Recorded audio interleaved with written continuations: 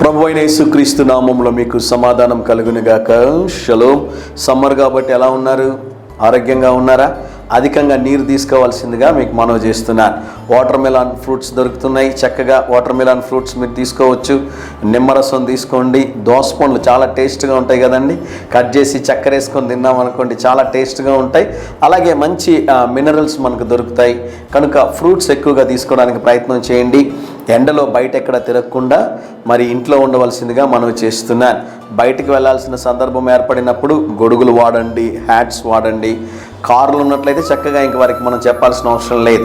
జాగ్రత్తగా మీ ఆరోగ్యాన్ని కాపాడుకోవాల్సిందిగా మనవి చేస్తున్నాను.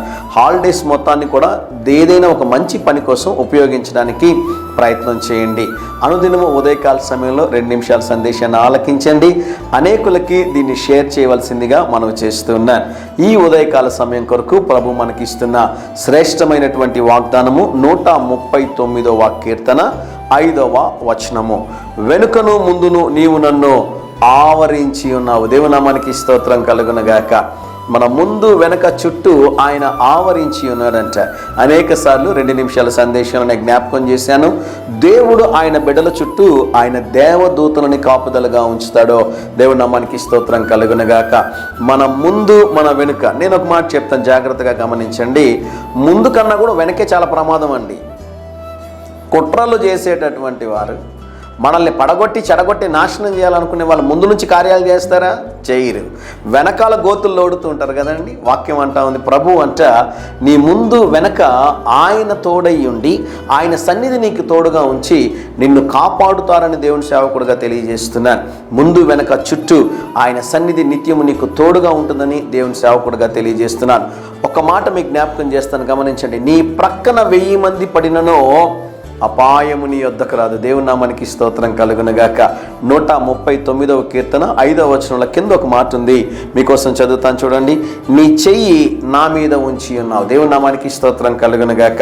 ఇంతకు ముందు ఉమ్మడి ఆంధ్రప్రదేశ్కి ఒక మంచి ఒక నాయకుడు, ఆయన సీఎం గారు అనమాట. ఆయన ఎప్పుడైనా ఎవరి మీదైనా చెయ్యేసి వారితో మాట్లాడుకుంటూ వెళ్ళాడు అంటే ఆ వ్యక్తి యొక్క లైఫ్ మారిపోతుందంటండి. ఒకటి రాజకీయంగా, ఆర్థికంగా, అన్ని రకాలుగా ఆ వ్యక్తి ఎక్కడికో వెళ్ళిపోతాడు, ఉన్నతమైనటువంటి స్థాయికి. ఆయన ఇష్టపడితేనే వారి మీద చేసి మాట్లాడుకుంటూ వెళ్తాడంట. ఆయన చేసి మాట్లాడాడంటే వాళ్ళకు ఒక మినిస్టర్ పదవో, ఎంపీ పదవో, ఎమ్మెల్యేనో ఏదో ఒకటి ఇచ్చి రాజకీయంగా వాళ్ళని డెవలప్ చేస్తాడంట.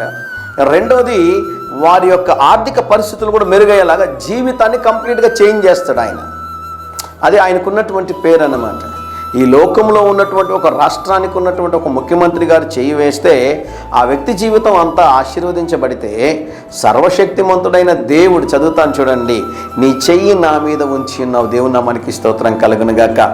ప్రభు కరం నిన్ను పట్టుకుని నడిపించబోతున్నాడో, ఆయన కరం నీ మీద ఉంది. ఆయన చేతుల నుంచి నిన్ను ఆశీర్వదించబోతున్నాడు. దేవుని స్తోత్రం కలుగునుగాక. ధైర్యంగా ఈ దినాన్ని ఎదుర్కోండి. దేవుని సన్నిధి మీకు తోడుగా వచ్చునుగాక. ప్రియ పరలోకపు తండ్రి, ఈ దినం మీరిచ్చిన శ్రేష్టమైన వాగ్దానము కొరకై వందనాలు ప్రభువా. మీరు ముందు వెనక చుట్టూ మమ్మల్ని ఆవరించి ఉన్నారు ప్రభువా. మీ కరములు మా మీద నుంచి మమ్మల్ని దీవించమని, ఈ దినం మా ప్రియులు తలపెట్టుచున్న ప్రతి కార్యములో జయమును అనుగ్రహించమని యేసు నామములో ప్రార్థిస్తున్నాము తండ్రి. Amen, amen.